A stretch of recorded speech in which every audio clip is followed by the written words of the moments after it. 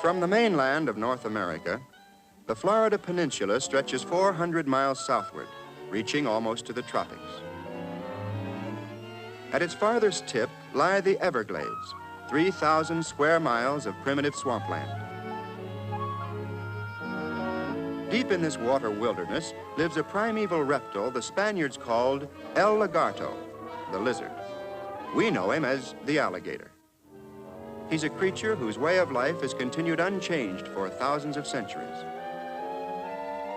This is the swamp that time forgot, and our true life adventure is a chapter out of the prehistoric past. In this strange setting, primitive creatures feed and breed and stalk their prey just as they did millions of years ago.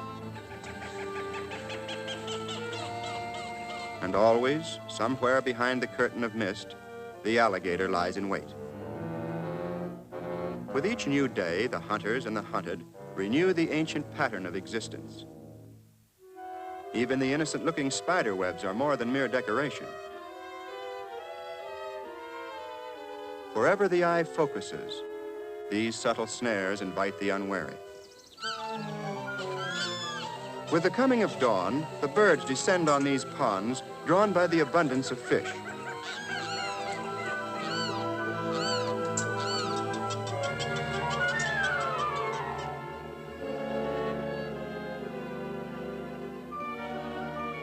For the hungry birds, good living is good fishing.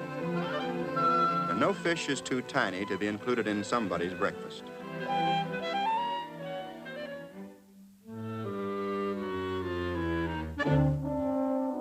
Few are overlooked by these feathered fishermen, so sharp of eye and bill. Spearfishing is a fine art. But here's a bird who couldn't spear a fish if he tried. Still, everyone to his own technique. And the spoonbill has his own methods of getting food, all the while keeping an eye out for the unpredictable alligator.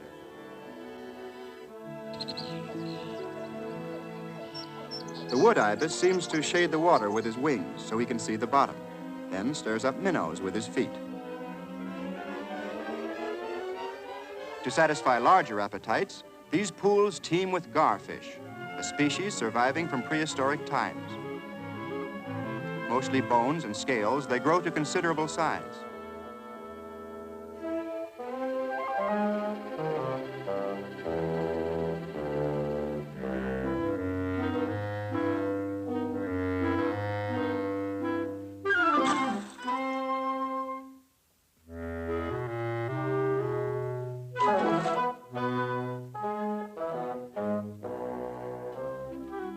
The cormorant is another expert who never seems to get his fill.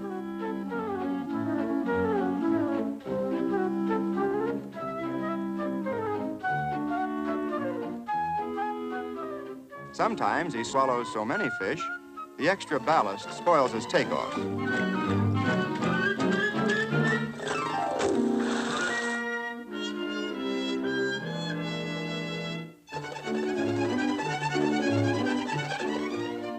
A cooling bath is more than welcome, and the little grebe enjoys her morning dip thoroughly.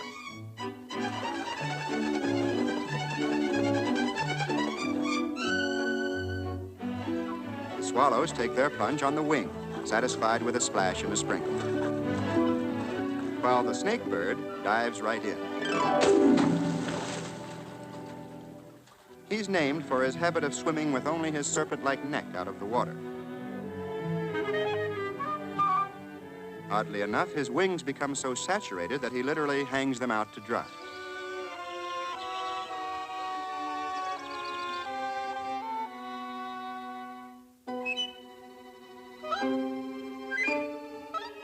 The snakebird is sometimes called the water turkey because of his barred tail. He's one of the swamp's strangest inhabitants. Of all the birds, he bears the closest resemblance to those prehistoric reptiles who were the first creatures to fly.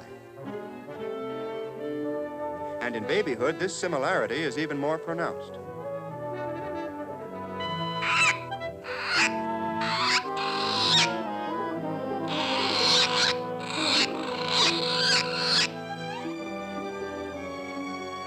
By the time appetites are satisfied, the morning mist has vanished. The birds know better than to relax their vigilance, however. They stay on the alert, even while they preen their fine feathers.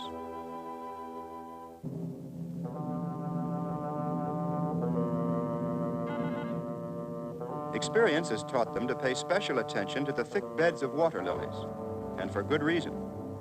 The silent prowler of the Everglades.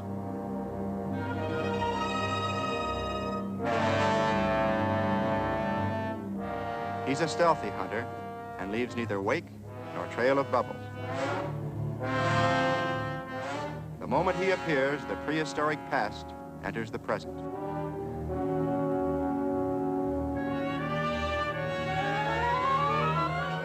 The garfish leap for their lives, but an alligator in their midst is like a wolf in a sheepfold.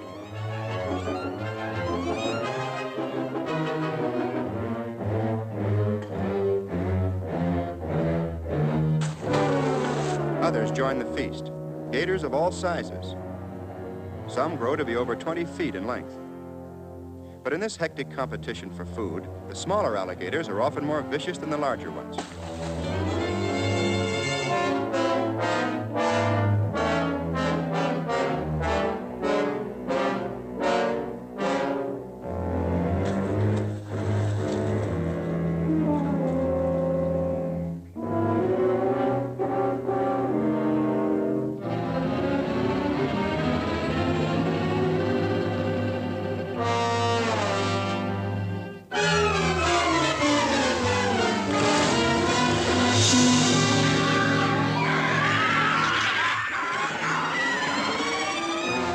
These insatiable creatures eat anything they can capture. They have an amazing digestive system. Their stomach acids dissolve everything. Fish bones, fur, feathers, even a turtle shell. Small wonder they're the scourge of the swamp.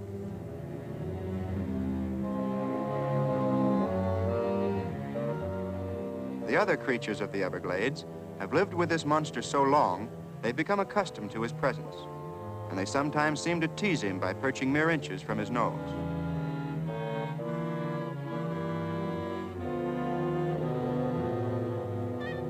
The tiny grebe can even be so nonchalant as to paddle with one foot as she looks death in the face.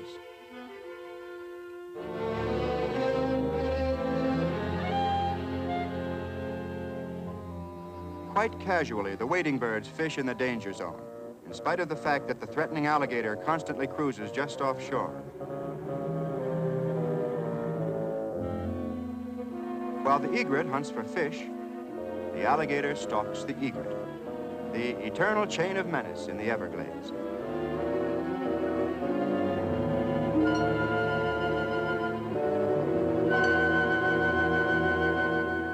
The treacherous gator uses every possible concealment to bring himself within striking distance.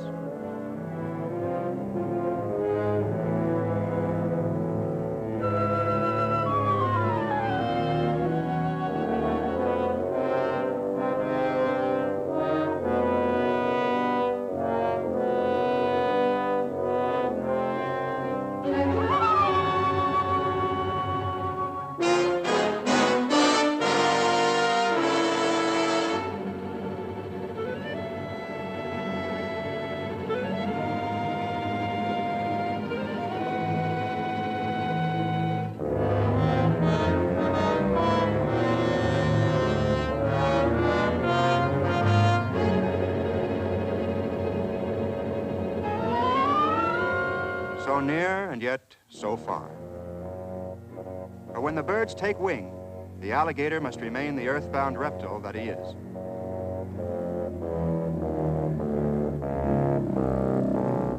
Still, he's a persistent hunter. And now the gaudy colors of the purple gallinule catch his eye.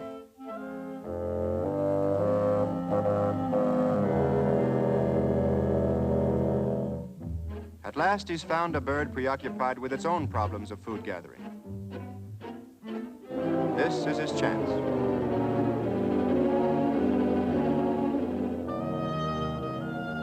Like the other birds, the gallinule must also risk his life to get food. He feeds on snails, which he finds beneath the lily pads. Sometimes, to his surprise, he also finds alligators.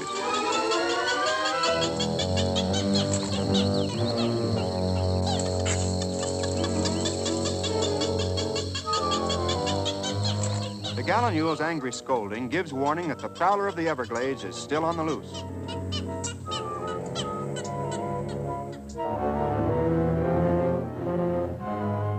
This war of nerves is a strangely unhurried affair, and the birds learn to estimate the margin of safety with calm exactness. A wrong guess of mere inches, however, can mean disaster.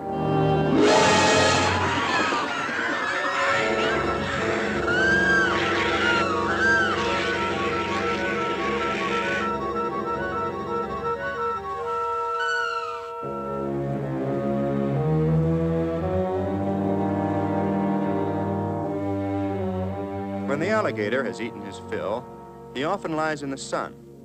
However, a spot of dry land is at such a premium, he must sometimes share it with others. And the problems of space make for strange bedfellows. But once the alligator settles down to relax, he's completely oblivious to his surroundings. In this lazy state, he hardly cares who comes or goes.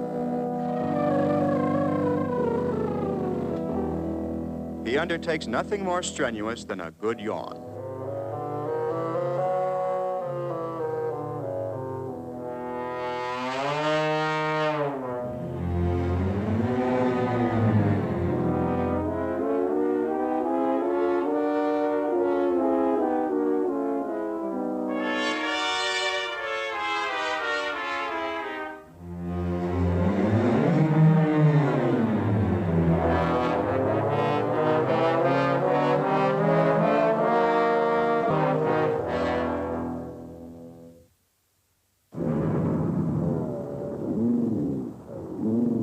Suddenly, a strange sound alerts the swamp. The mating call of the bull alligator.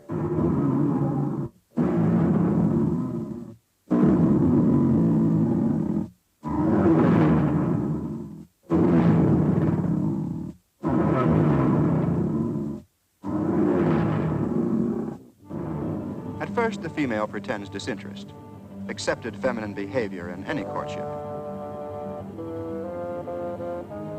Yet all the while, she leads the rival suitors on, maneuvering them into a battle for her favor.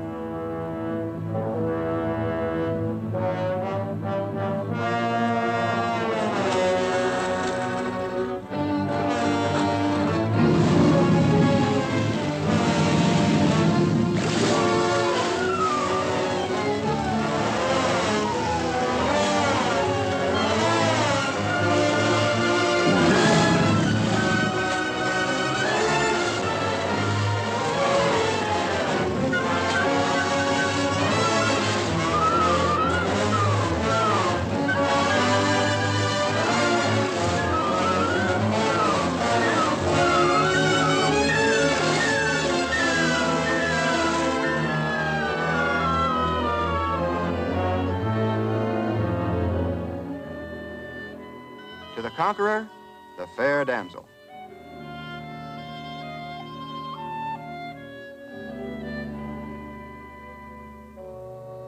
Before long, the female gathers a pile of wet leaves and mud for a natural incubator. Inside this mound, she lays from 24 to 100 eggs. The heat generated by the decaying material will incubate the eggs in about 2 months' time. If all of them hatched, the swamp would be overrun with alligators, but not all will survive. Far from it.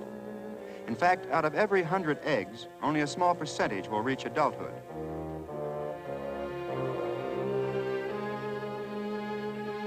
During the incubation period, the female must constantly guard the eggs against numerous enemies, beginning with other alligators. Sometimes these intruders devour the entire 100 eggs. This one, however, has come upon a mother who is devoted to duty, and her wrath is more than a match for it. 100 alligator eggs still have a chance, especially while mother stands guard. Yet, at intervals, she must leave her post to find food.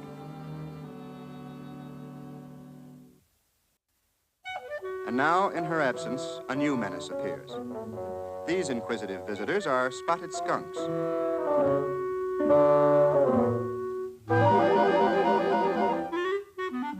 Like all their tribe, they have a great liking for eggs of any kind.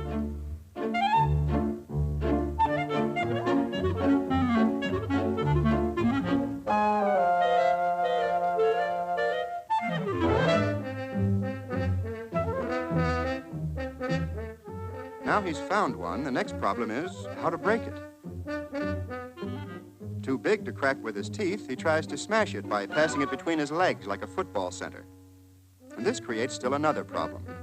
For the skunk is so nearsighted, he has trouble finding it again.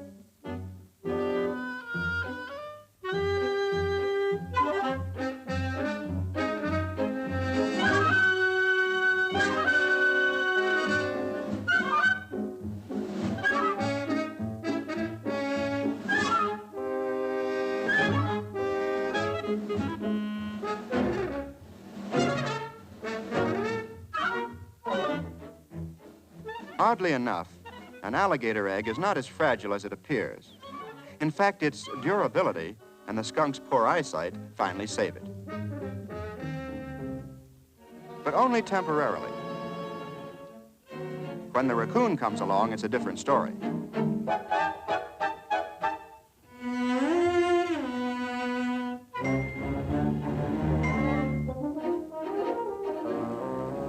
Quite by chance, Mrs. Gator discovers that her brood is dwindling.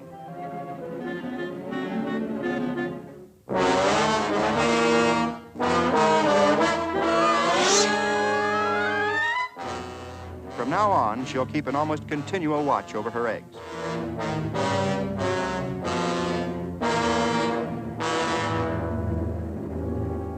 Time passes, and toward the end of the 9th week, she listens for a faint call from inside the nest.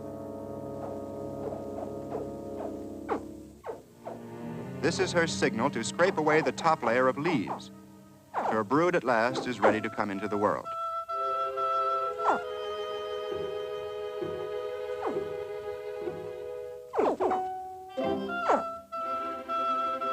A baby alligator's life is a struggle from the beginning.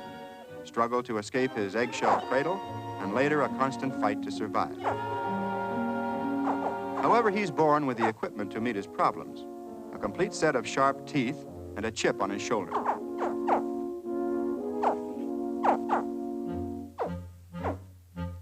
At times like this, instinct guides all water creatures to their proper element, and almost immediately the babies line up for their exodus to the nearest pond. It won't be an easy journey, for a great many hazards lie between the nest and the shore.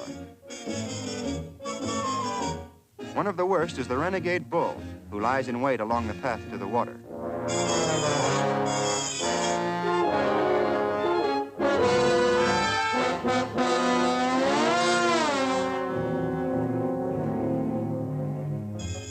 Still, instinct keeps the others moving forward, with the exception of a few whose energies get channeled in other directions. Baby alligators practically come out of the egg fighting.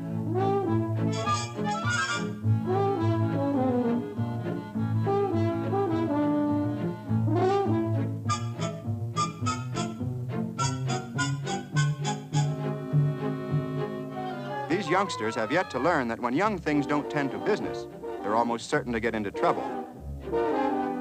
And sure enough, here it comes.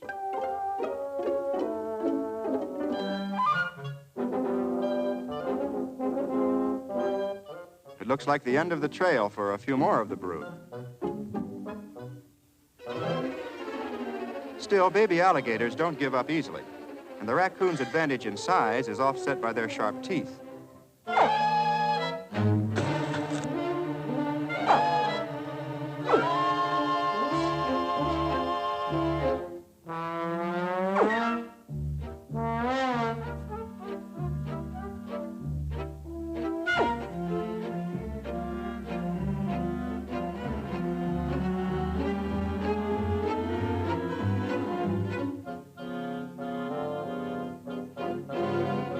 Sometimes the young gators use teamwork against the common enemy.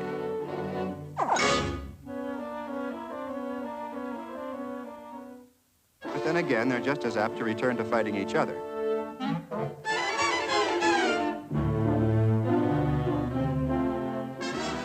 This is more like it. Alligators with a handle.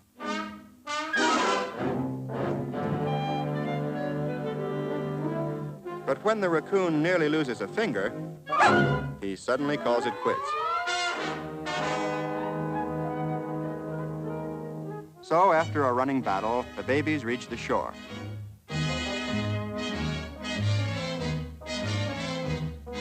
Troubles are not over, however, for now the problem of food faces them.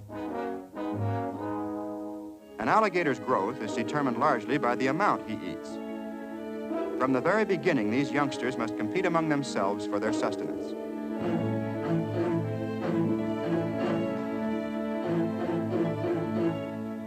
At first, they stay close to their own pond. Yet even then, they're not entirely safe, especially when the raccoon returns with reinforcements.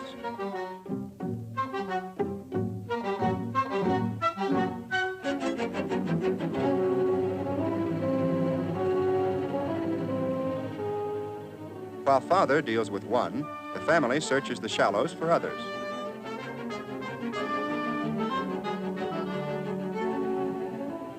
This decimation goes on constantly. The pattern of survival is one that baby alligators learn quickly. Always be on guard, try to eat but don't be eaten, and most important, be very leery of all strangers.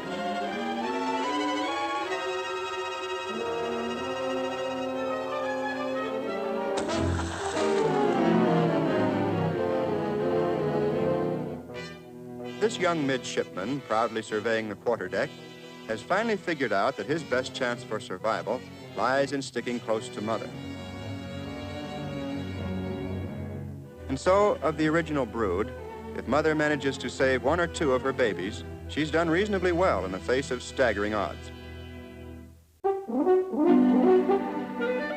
Now some newcomers appear on the scene, a rollicking family of otters.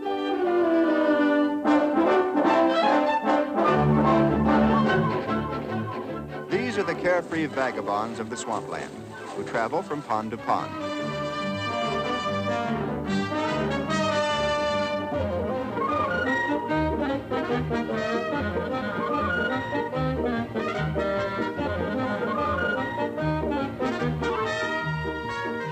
No animals get more fun out of pure play.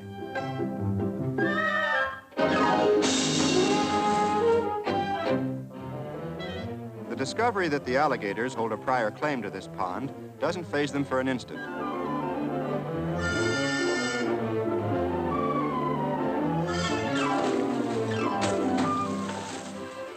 Indeed, that lethal tail seems to fascinate them. They can swim rings around the gator, and they go out of their way to prove it.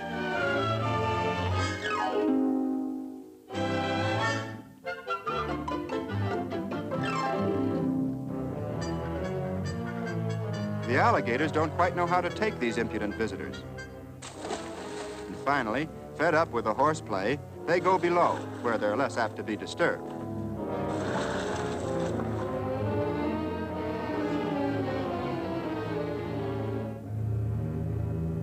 In this submerged realm of fluid shapes and shadows, the prowler of the Everglades is king, his right to rule undisputed.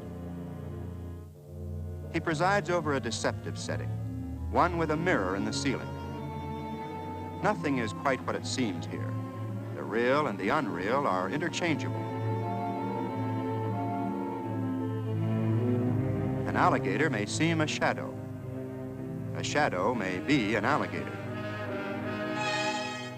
Vigilance is still the watchword. And even the turtle with his protective armor prefers not to tempt fate.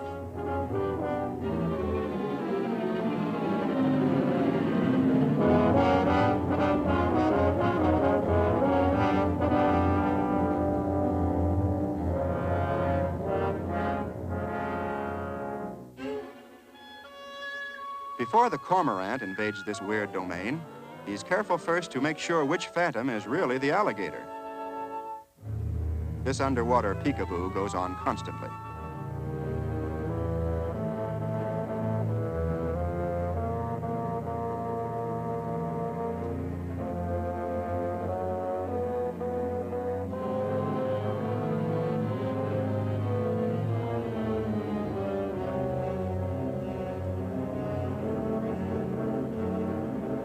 if the gator changes his tactics and goes off to hide, the cormorant is more worried than ever.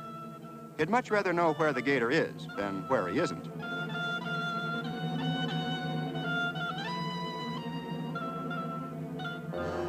Ah, there he is, looking like a harmless log, with a smile. Up above, meanwhile, traffic becomes quite congested. And sometimes these paddlers are so busy watching the alligator, they forget to watch where they're going.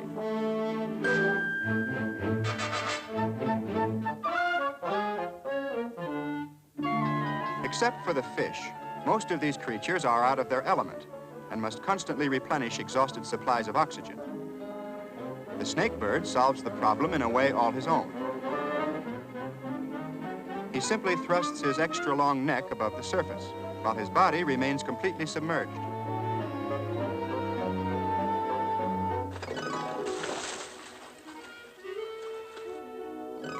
Every bird adapts itself to this water world in its own way. The energetic coot swims with his wings. His feet are not the webbed paddles of the true swimmer. They're merely fringed with delicate membranes. But this makes little difference to the alligator. Dangling feet of any sort are an invitation to tiptoe upstairs.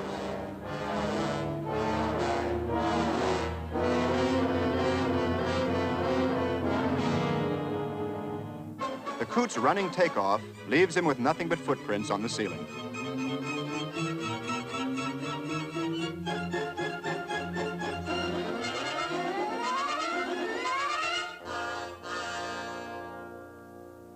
Uh-oh.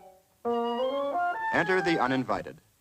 Delighted to meet an old friend again, the otters take up the game where they left it.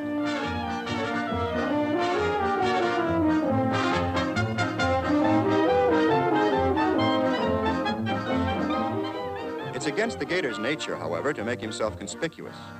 The only life he knows is one of stealth and deception, and he soon goes into hiding again to practice the art he knows best. Meanwhile, the otters take possession of his underwater domain. To these merry madcaps, life is a continuous, carefree water ballet.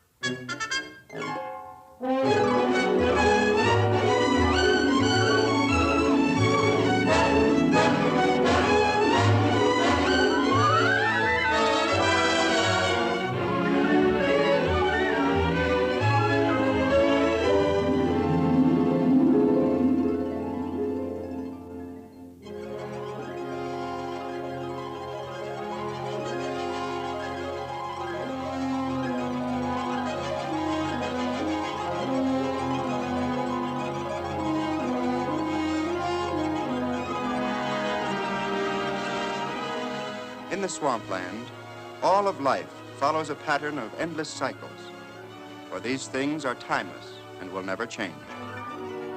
The life-giving rains that follow the drought, quiet watchfulness of the hunted, the silent menace of the hunter, the calm that comes after the storm.